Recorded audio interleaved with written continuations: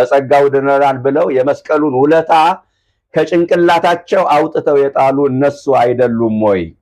የክርስቶስን መከራ ረስቶ ክርስትና ብሎ ነገር አይታሰብም። የተቋቋሙ ብዙ የእምነት ድርጅቶች አሉ። እኛ ከነሱ የምንለየው ጊዮርጊስ ያማልዳል አያማልድም በሚል ብቻ አይደለም።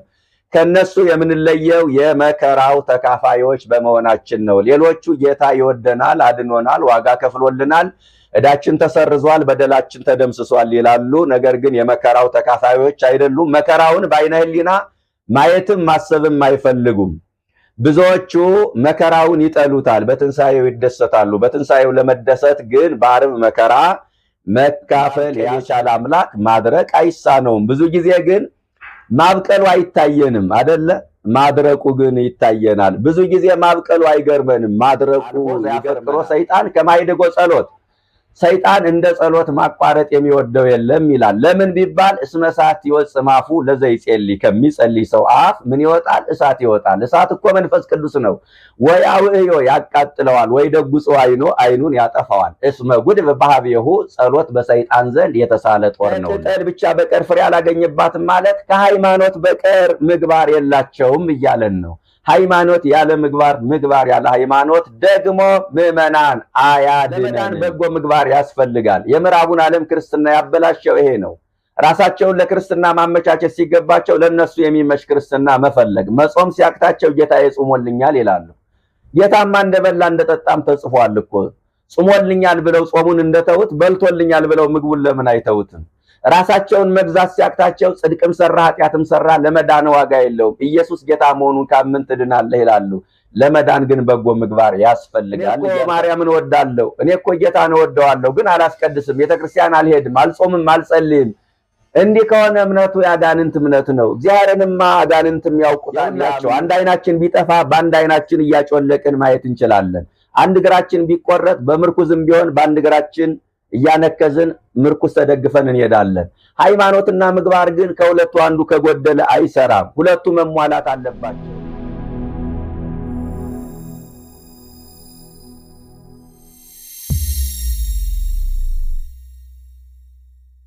በስመ አብ ወወልድ ወመንፈስ ቅዱስ አሐዱ አምላክ አሜን። በተለያየ ስፍራ የምትገኙ ኦርቶዶክሳውያን በያላችሁበት እንደምን አላችሁ? ሰላም እግዚአብሔር ከሁላችን ጋር ይሁን። ከቅጠል ብቻ በቀር ፍሬ አላገኘባትም የትምህርታችን ርዕስ ነው። የዕለቱ ወንጌል ነው።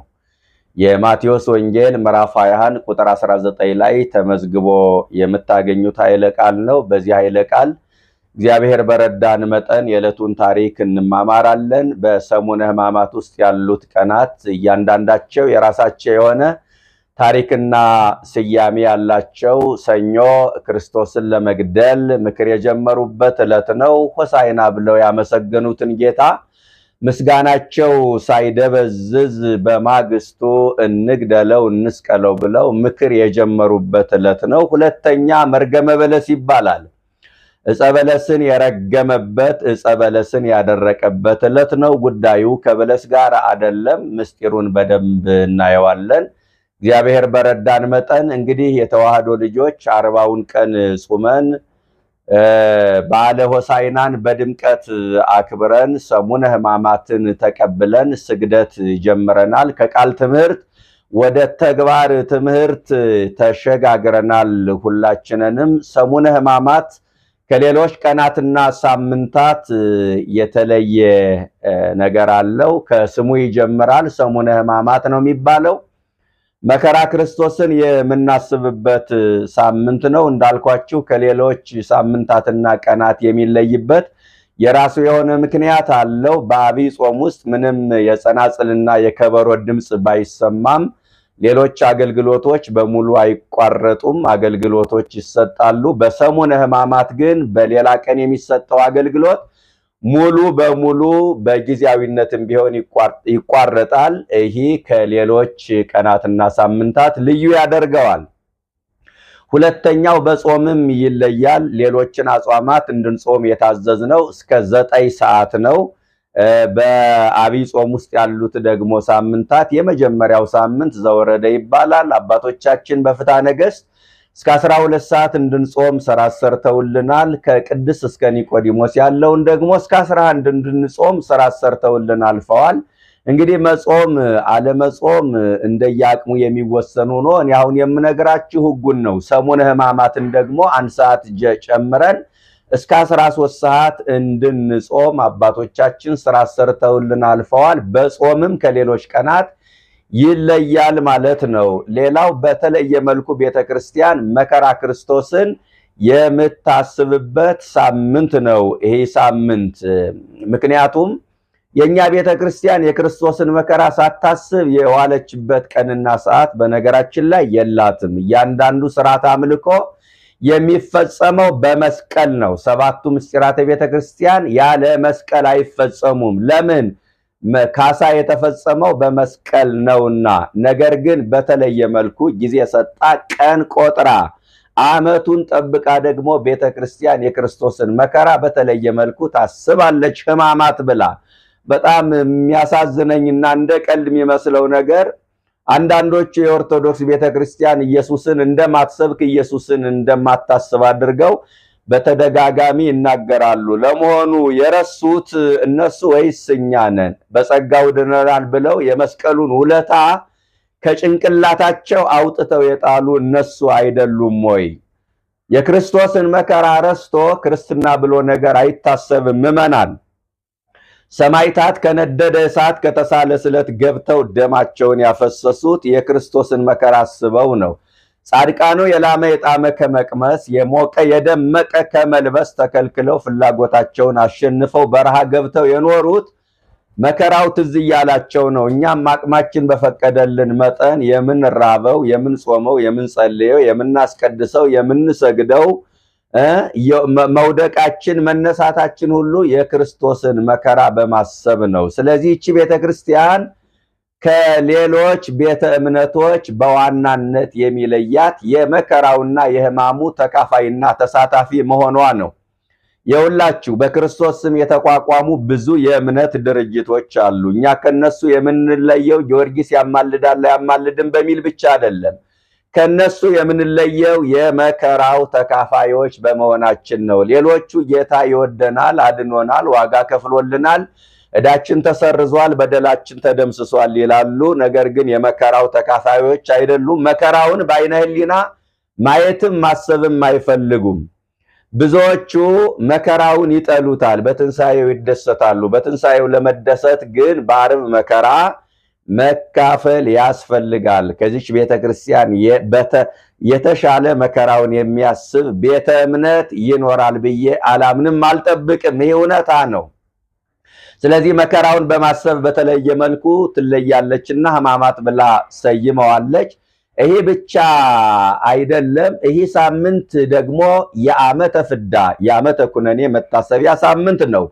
ከልደተ ክርስቶስ በፊት የነበረውን 5500 ዘመን የመታሰቢያ ሳምንት ነው። የተዋህዶ ልጆች ለምን ለምልክት የቀረ ሳምንት ነው። ያ የጨለማው ዘመን ይህን ይመስል ነበረ። ክርስቶስ ሰው ባይሆንልን ኑሮ ወደዚህ ምድር ባይመጣልን ኑሮ ጣፈንታችን ይህንን ይመስል ነበረ ለማለት ማለት ነው። የጨለማ ዘመን።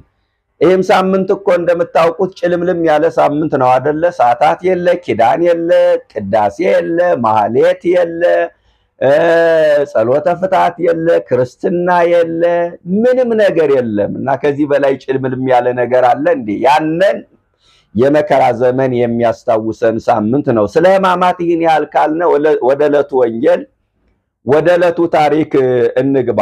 እንዲህ ይላል ቃሉ ሲጀምር ከቁጥር 18 ጀምሮ ጌታችን መድኃኒታችን ኢየሱስ ክርስቶስ ከከተማ ሲመለስ በማለዳ ተራበ ይላል። ክርስቶስ ወገኖቼ፣ ክርስቶስ ተራበ፣ ተጠማ፣ ደከመ የሚል ቃል ስታነቡ ተራ መራብ፣ ተራ ጥማት፣ ተራ መድከም አይደለም። እነዚህ ሁሉ የመዳናችን መንገዶች ናቸው። ፍጹም አምላክ እንደመሆኑ መጠን ፍጹም ሰው ነውና ሰው መሆኑን ለማስረዳት ተራበ። መራብ፣ መጠማት፣ መተኛት አንዱ የሰውነት መገለጫ ባህሪው ነውና ከዚህ በላይ ግን ወገኖቼ አሁን በማለዳ መራብ የሚለው በእውነት ሌላ ምስጢር አለው። መቼም ክርስቶስ እንኳን ክርስቶስ እኛም ቢሆን በማለዳ ረሃብ አይስማማንም፣ ያው እንጾማለን። ይሄ ሌላ ምስጢር አለ ወገኖች። ክርስቶስ ተራበ ሲባል የምግብ ጉዳይ አይደለም። ተጠማም ሲባል የውሃ መጠጣት ጉዳይ አይደለም። የክርስቶስ ምግቡ መጠጡ የኛ መመለስ የኛ ንስሐ መግባት ነው። በዚህ በዮሐንስ ወንጌል ምዕራፍ 4 ላይ ግልጽ የሚያደርግ አንድ ሐሳብ ልንገራችሁ። ጌታ ወደ ሰማርያ ገባ፣ በውሃ ጉድጓድ አጠገብ ደክሞት ተቀመጠ እና ከሰማርያ አንድ ሴት ውሃ ልትቀዳ መጣች። ውሃ ጠጭኝ አላት። እንግዲህ ውሃ ሆኖ ውሃ ጠጭኝ አላት። ውሃን የፈጠረ አምላክ እሱ ሆኖ እያለ ውሃ ለመናት እና አባ ዘጊዮርጊስ ገርሞት በዚህ በሰሞኑ መልክአ ሕማማት በተባለው በጣም ልብን የሚመስጥ መንፈስን የሚነጥቅ ልብን የሚያራራ ዜማ ነው ያለው። መልክአ ሕማማትን ስትሰሙትና ምን ይላል? ዘሳልከ ማየ እምነ ሳምራዊት ብሲት ከመትፈጽም ኩሎ ነገረ ትስብእት እንዘ አንተ ማየ ሕይወት፣ አንተ የሕይወት ውሃ ስትሆን ከሳምራዊቷ ሴት የሰውን ሕግና ልማድ ትፈጽም ዘንድ ከሳምራዊቷ ሴት ውሃን የለመንክ ላንተ ሰላምታ ይገባሃል ይለዋል ደራሲው።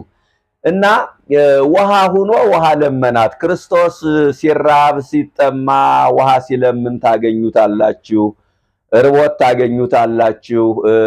እርቦት ወደ ቢታንያ ሲሄድ አሁን በምናየው ክፍለ ምዕራፍ ታገኙታላችሁ። ውሃ ጠምቶት ወደ ሰማርያ ወደ ውሃ ጉድጓድ ሲሄድ ታገኙታላችሁ። በእውነት እንደ ሰው ተርቧል፣ እንደ ሰው ተጠምቷል፣ እንደ ሰው ምግብ ለምኗል፣ እንደ ሰው ውሃ ለምኗል። በተውሶ ጀልባ ተጉዟል፣ በተውሶ መቃብር ተቀብሯል። ሰው የሰራውን ሁሉ ከኃጢአት በስተቀር ክርስቶስ ሰርቷልና ውሃ ጠጭኝ አላት። የሚገርማችሁ ነገር ግን ውሃ ጠጭኝ አላት እንጂ ውሃ ሲጠጣ እናየውም። ደቀ መዛሙርቱም ከከተማ ምግብ ገዝተው ከመጡ በኋላ ብላ ሲሉት የእኔ መብል የላከኝን የአባቴን ፈቃድ መፈጸም ነው አላቸው። ለካስ የጌታ ጥማቱ የዚች ሴት መዳን ነበረ። ለካስ የጌታ ረሃብ የዚች ሴት መመለስ ነበረ። ለካስ የጌታ ድካሞ የዚች ሴት ከድካመ ነፍስ ማረፍ ነበር። አያችሁ። ስለዚህ ክርስቶስ ተራበ ተጠማ ሲባል ምግቡ መጠጡ የኛ መመለስ መሆኑን ልትረዱ ይገባል። ሙሴም እኮ ጠይቆታል። ምን ተትበል ወምን ተትሰቲ አለው። ምን ትበላለህ ምን ትጠጣለህ ሲለው ኃጥእ አመ ይኔስ እንባሁ ሰቲ፣ ኃጢአተኛ በተጸጸተ ጊዜ እንባውን እጠጣለሁ አለ። ስለዚህ በማለዳ ተራበ ሲባል ምግብ አይደለም በዋናነት፣ ተጠባም ሲባል ውሃ አይደለም። ምግቡ መጠጡ የኛ ንስሐ መግባት ነው። እና እንዴት ዛፍ በመንገድ ሲሄድ ከሩቅ አየ፣ የዕፀ በለስ ዛፍ ፍሬ ያገኛለሁ ብሎ ሄደ። ከቅጠል ብቻ በስተቀር ፍሬ አላገኘባትም። የትምህርታችን ርዕስ ነው። ከዛ በኋላ ለዘላለሙ ፍሬ አይገኝብሽ ብሎ ረገማት። በለሲቱ ወዲያውኑ ደረቀች። ደቀ መዛሙርቱ ወዲያውኑ እንደደረቀች ስላዩ ተደነቁ። በቅጽበት እንዴት ደረቀች ብለው ተገረሙና እንዴት ደረቀች ሲሉት ምን ይገርማል አላቸው። እንግዲህ ደቀ መዛሙርቱ ማድረቁ አስደነቃቸው። ግን እኮ ማድረቅ ብቻ ሳይሆን እሱ ማብቀልም ይችልበታል አይደለ? ለታብቁል ምድር ኩሎ ሐመል ማለት ዘር ዘይዘራ በበጽጌሁ ወበበዘመዱ፣ ምድር ታብቅል ባለ ጊዜ እጽዋት፣ አዝሬት፣ አትክልት ተገንተዋል። ማብቀል የቻለ አምላክ ማድረቅ አይሳነውም። ብዙ ጊዜ ግን ማብቀሉ አይታየንም አይደለ? ማድረቁ ግን ይታየናል። ብዙ ጊዜ ማብቀሉ አይገርመንም፣ ማድረቁ ይገርመናል። ብዙ ጊዜ የሚገርመን ፍርዱ ነው፣ ፍቅሩ ግን አይገርመንም። የሚገርመን መዓቱ ነው፣ ምሕረቱ አይገርመንም። የሚገርመን ቁጣው ነው፣ ትዕግስቱ ግን አይገርምም። ተቃራኒው ነው እኛ የሚታየን። ብዙ ቸርነት ብዙ ደግነት አድርጎልን የሆነ ሰዓት ላይ በመከራ ቆንጠጥ ሲያደርገን የሚያስገርመን የሚያስተክዘን መከራም ነው። ደግነቱ ግን ትዝ ብሎን አያውቅም። እና ማብቀሉ ሳያስገርማቸው ማድረቁ አስገረማቸው። ምን አላቸው? እምነት ቢኖራችሁ ባትጠራጠሩ በበለሲቱ እንደሆነበት ብቻ አትቀሩም። ይህንን ተራራ ተነቅለ ወደ ባህር ሂድ ብትሉት ተወርውሮ ወደ ባህር ይገባል። ወኩሎ ዘሳልክሙ በጸሎት እንዘ ትተአመኑ ትነሱ፣ በጸሎት አምናችሁ የምትለምኑትን ትቀበላላችሁ አላቸው መድኃኔዓለም። አያችሁ፣ እዚህ ላይ ሶስት ነገር ታገኛላችሁ። እምነት አለ፣ ጸሎት አለ፣ መቀበል አለ። ለመጸለይ እምነት ያስፈልጋል። ይሆንልኛል፣ ይደረግልኛል፣ ይደርስልኛል ብለን የምንጸልየው ጸሎት በእምነት መሆን መቻል አለበት። ያለ እምነት እግዚአብሔርን ደስ ማሰኘት አይቻልም። ከዛ በጸሎት አምናችሁ የምትለምኑትን ትቀበላላችሁ ነው የሚለው። የልመናችን መቀበያ ጸሎት ነው። ጸሎት የችግሮች መፍቻ ቁልፍ ነው። ቁልፍ ያለው ሰው በሩን ከፍቶ መግባት ይችላል። የተዘጋው ነገር የሚከፈተው በጸሎት ነው። ጸሎት ጠላት ያቀጣጠለውን እሳት ማጥፊያ ነው። ጸሎት ጠላት የቆፈረውን ጉድጓድ መድፈኛ ነው። ጸሎት ጠላት ያቀነባበረውን ሴራ ማክሸፊያ ነው። ጸሎት መከራውን የምንወጣበት መሰላል ነው። ጸሎት መከራውን የምንሻገርበት ድልድይ ነው። የተዋህዶ ልጆች ይህንን መረዳት ያስፈልጋል።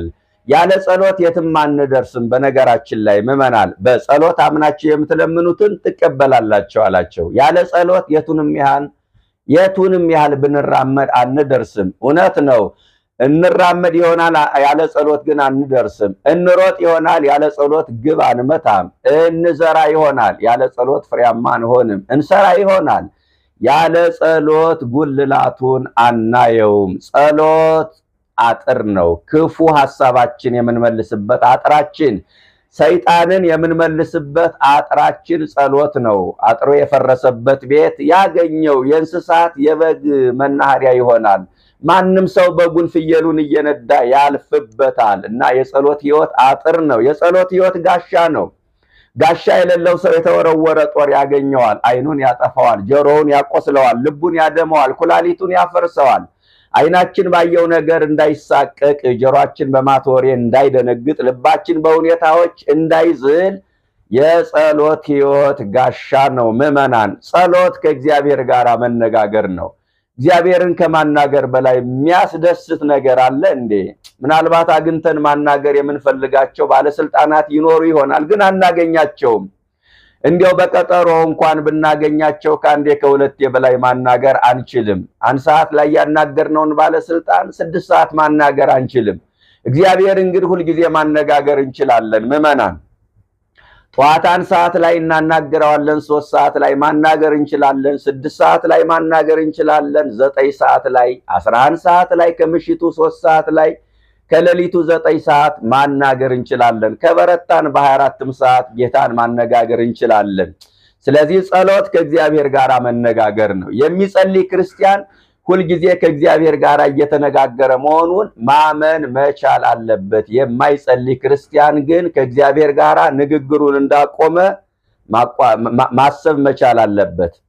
ክርስቲያኖች በሕይወት ዘመናችሁ እንዲያው በበሽታ ወድቀን አልጋ ላይ ካልቀረን በስተቀር ለመጸለይ የሚያስችል አቅም ካላጣን በስተቀር በህመም ምክንያት በችግር ምክንያት ከጸሎት የራቀ ሕይወት አይኖራችሁ። ጸሎት በሕይወት ዘመናችሁ አታቋርጡ። ሰይጣን እንደ ጸሎት ማቋረጥ የሚወደው ነገር የለም። አልቦ ዘያፈቅሮ ሰይጣን ከማይድጎ ጸሎት፣ ሰይጣን እንደ ጸሎት ማቋረጥ የሚወደው የለም ይላል። ለምን ቢባል እስመ እሳት ይወጽእ እምአፉ ለዘይጼልይ፣ ከሚጸልይ ሰው አፍ ምን ይወጣል? እሳት ይወጣል። እሳት እኮ መንፈስ ቅዱስ ነው። ወይ አውዕዮ ያቃጥለዋል፣ ወይ ደግጾ ዓይኑን ያጠፋዋል። እስመ ጉድፍ በኀቤሁ፣ ጸሎት በሰይጣን ዘንድ የተሳለ ጦር ነውና። ጸሎት እንድናቋርጥ ሰይጣን የሚወደው እሳት ሆኖ ስለሚያቃጥለው ነው። ጦር ሁኖ ስለሚወጋው ነው ወገኖች። ስለዚህ በተለያየ ምክንያት ጸሎት እንድናቋርጥ ሰይጣን ወጥመዱን ይዘረጋል። ይገርመኛል፣ ሰይጣን ጸሎትን እንድናቋርጥ የውጊያ ስልቶቹ በርካታ ናቸው። አንደኛ በማሰልቸት ጸሎትን እንድናቋርጥ ይፈልጋል። በማሰልቸት የማንጨርሰውን የማንዘልቀውን ጸሎትን ጀምርና የሆነ ሰዓት ላይ ደግሞ ሰልችተን ከናካቴው እንተዋለን። ይሄ አንዱ የውጊያ ስልቱ ነው። ሁለተኛ የውጊያ ስልቱ ተስፋ ማስቆረጥ ነው። ተስፋ በማስቆረጥ ጸሎት እንድናቋርጥ ሰይጣን ያደርገናል። ጸልየ ምን አመጣ? ጸልየሽ ምን ለውጥ አገኘሽ? ስለት መቼ ሰመረ? ጥያቄ መቼ ተመለሰ? ብሎ ሰይጣን የውጊያ መረቡን ይዘረጋል ወገኖች፣ የውጊያ መረቡን ይዘረጋል። ጹሜም አየሁት፣ ጸልዬም አየሁትኝ፣ አስቀድሼም አየሁትኝ፣ ገዳም ሄጄም አየሁት፣ ንስሐ ገብቼም ቆርቤም አየሁት። ከዛሬ ጀምሮ አልጾምም አልጸልይም፣ ጹሜም ጸልዬም ለውጥ አላመጣሁም ብለው የጸሎት ሰዓታቸውን የሰረዙ የጸሎት መጽሐፋቸውን አጣጥፈው ያስቀመጡ ብዙ ሰዎች አሉ። ተስፋ በማስቆረጥ ሰይጣን ጸሎት እንድናቋርጥ ያደርገናል ነው። ሌላው በስንፍና የውጊያ ስልቱን እየነገርኳችሁ ነው። በስንፍና እንድናቋርጥ ያደርገናል። ፊልም ሲያይ ሚነቃ ሲጸልይ ግን ማዛጋት ይጀምራል። እንባው ዱብ ዱብ ይላል። አባቶቻችን በእውነት ሰነፍ አይጸድቅም ገለባ አይበቅልም ይላል። ብዙዎቻችን ለጸሎት ሰንፈናል። የጸሎት ትጋታችን ቀንሷል። ትውልዱ ከጸሎት እርቋል። የጸሎት መዓዛ ከትውልዱ ጠፍቷል። የተዋህዶ ልጆች እውነቱን ስንነጋገር ማታ ከሞባይሉ ጋራ ነው የሚያመሸው። ሳይጸልይ ተመስገን ሳይል በዛው እንቅልፍ ይወስደዋል። ጠዋት ደግሞ ሞባይሉን አያምነውም፣ አምላኩን ማግኘት አይፈልግም። ከሞባይሉ ጋር ያረፍዳል።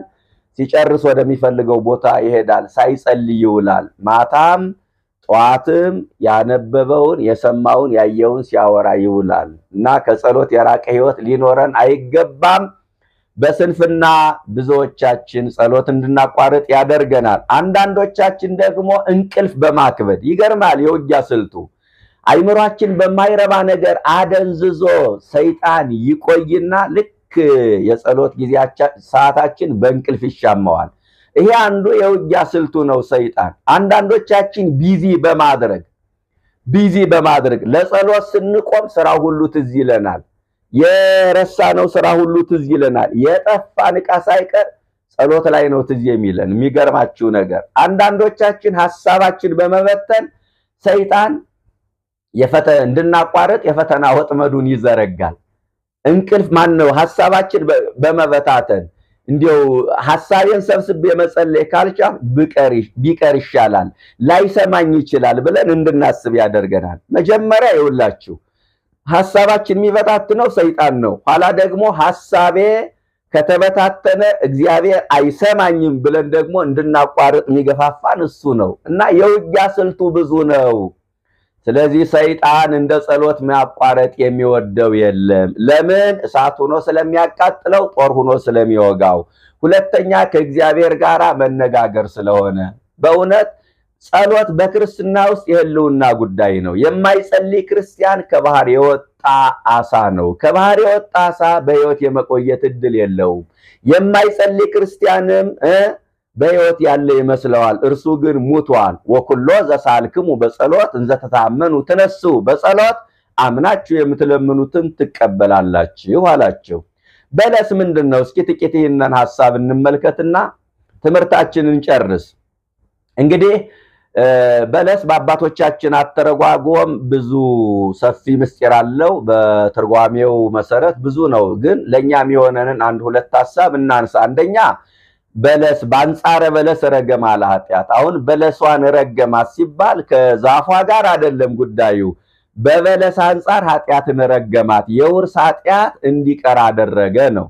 የውርስ ኃጢአት የሚባለው የአዳም ኃጢአት ነው። የአዳም ኃጢአት የውርስ ኃጢአት ሆኖ እንደ ተላላፊ በሽታ ከትውልድ ወደ ትውልድ ሲተላለፍ ቆይቷል 5500 ዘመን እና በአዳም ኃጢአት ሁላችንንም ተጠያቂዎች ነበርን ጌታ እስከሚመጣ ቀን ድረስ።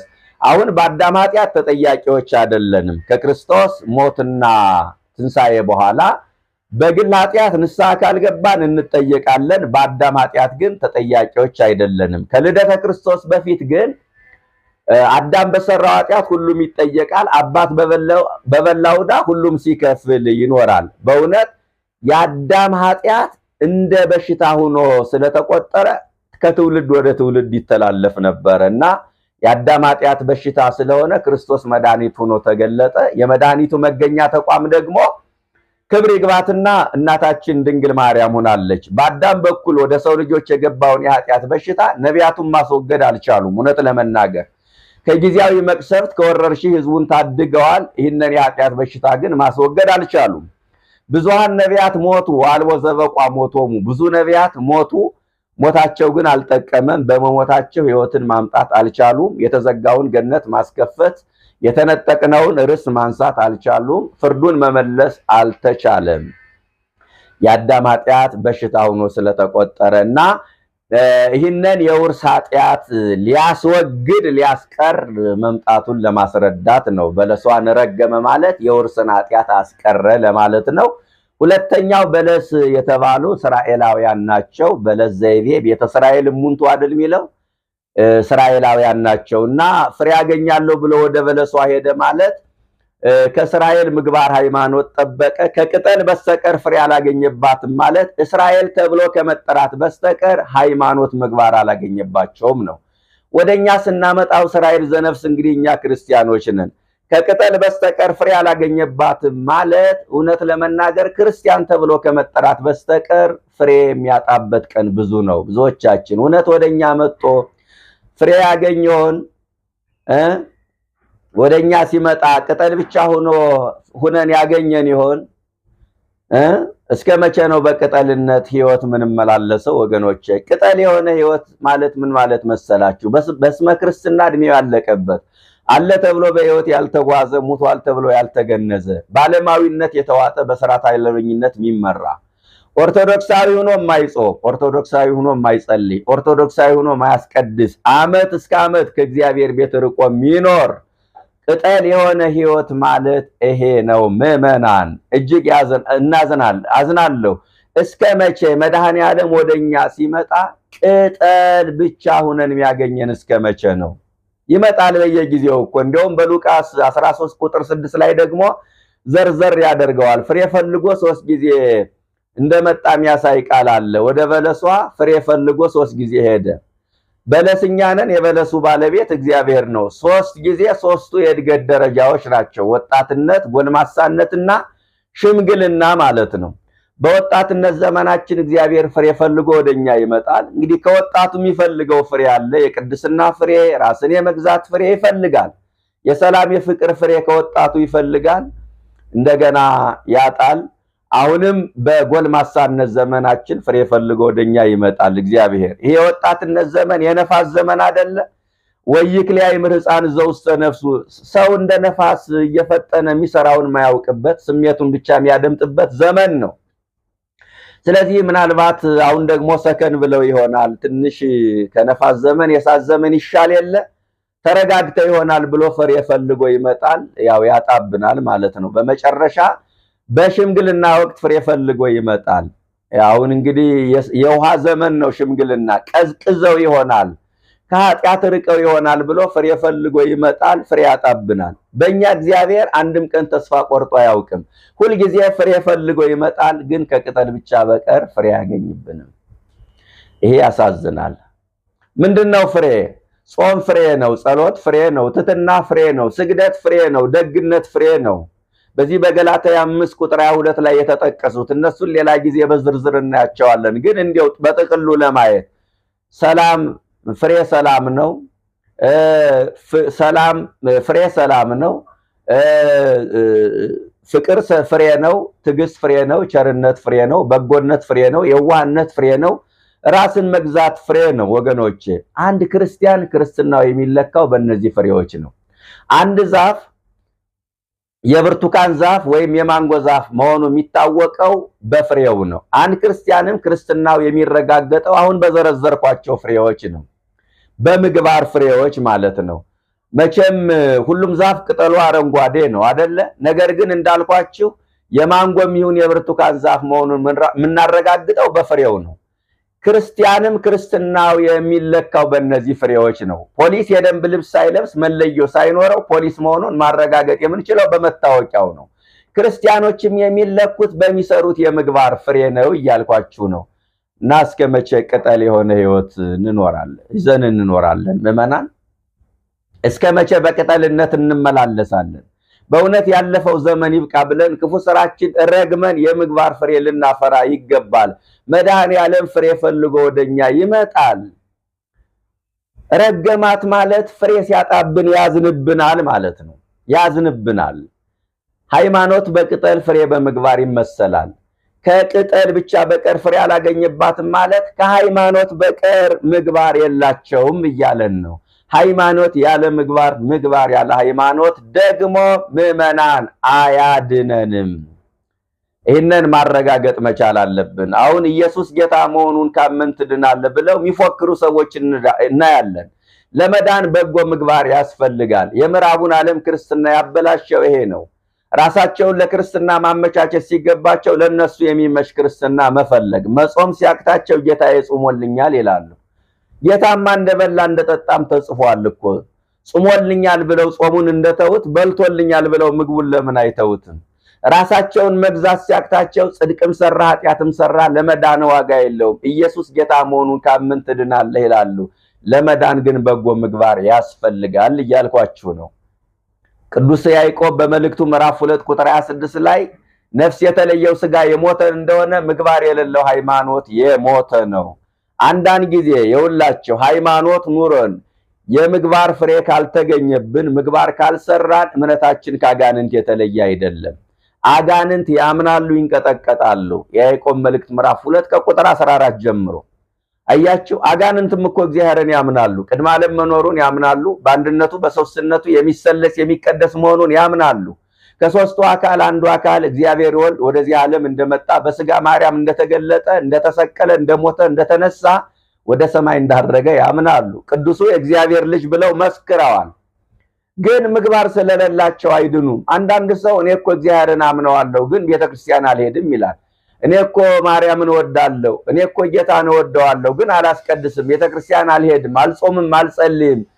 እንዲህ ከሆነ እምነቱ የአጋንንት እምነት ነው። እግዚአብሔርንማ አጋንንትም ያውቁታል፣ ያምኑታል። ለመዳናችን በጎ ምግባር ያስፈልጋል። እንዴ ሃይማኖትና ምግባር የአንድ ሳንቲም ሁለት ገጽታዎች ናቸው። በዚህ እንግባባ ምዕመናን። ሞፈር ቀንበር ታውቃላችሁ? ገበሬ ሁለቱ ካልተሟሉ በሬ ጠምዶ ማረስ አይችልም። የሁላቸው አንድ አይናችን ቢጠፋ በአንድ አይናችን እያጮለቅን ማየት እንችላለን። አንድ እግራችን ቢቆረጥ በምርኩዝም ቢሆን በአንድ እግራችን እያነከዝን ምርኩዝ ተደግፈን እንሄዳለን። ሃይማኖትና ምግባር ግን ከሁለቱ አንዱ ከጎደለ አይሰራም። ሁለቱ መሟላት አለባቸው። ሃይማኖት ያለ ምግባር፣ ምግባር ያለ ሃይማኖት አያድንም። አሚንሰ መሰረት ይእቲ ወካላንያ ህንፃውን እድቅሙንቱ። አያችሁ፣ ሃይማኖት መሰረት ናት። ሌሎቹ ደግሞ በጎ ምግባራት ጣሪያና ግድግዳ ናቸው። አንድ ቤት የሚሆነው ውሃ ልኩ ስለወጣለት ብቻ አይደለም፣ መሰረቱ ስለተጣለ ብቻ አይደለም። በር ያስፈልገዋል፣ መስኮት ያስፈልገዋል፣ ጣሪያ ግድግዳ ያስፈልገዋል። እነዚህ ሁሉ ሲሟሉ ገሌ ጥሩ ቤት ሰራ ይባላል። አንድ ሰው ዳነ የሚባለው በሃይማኖቱ ላይ በጎ ምግባር ሲጨመርበት ነው። አንድ ዛፍ ፍሬ ካላፈራ ቅጠሉ ብቻ ቢያምር ምን ዋጋ አለው? መድኃኔዓለም ለፍርድ ሲመጣ የሚጠይቀን በምግባራችን ነው፣ የሚፈርድብንም በምግባራችን ነው። ስለዚህ ከቅጠል ብቻ በስተቀር ፍሬ ያላገኘባትም ፍሬ ያልተገኘባት ዛፍ መሆን የለብንም። በሃይማኖት ላይ በጎ ምግባር ይኑረን። በሃይማኖት ላይ የምግባር ፍሬ አፍርተን የስሙ ቀዳሽ የመንግስት ወራሽ ለመሆን ያብቃን። ከመድረቅ እግዚአብሔር ይሰውረን። ከደረቀ አንድ ዛፍ ጣፈንታው መቃጠል ይሆናልና ምግባር አልባ ሁነን በእሳተ ገሃነም ከመቃጠል እግዚአብሔር ይሰውረን። የነገውን ደግሞ ነገ እናያለን። የመከረን ያስተማረን አምላካችን የተመሰገነ ይሁን።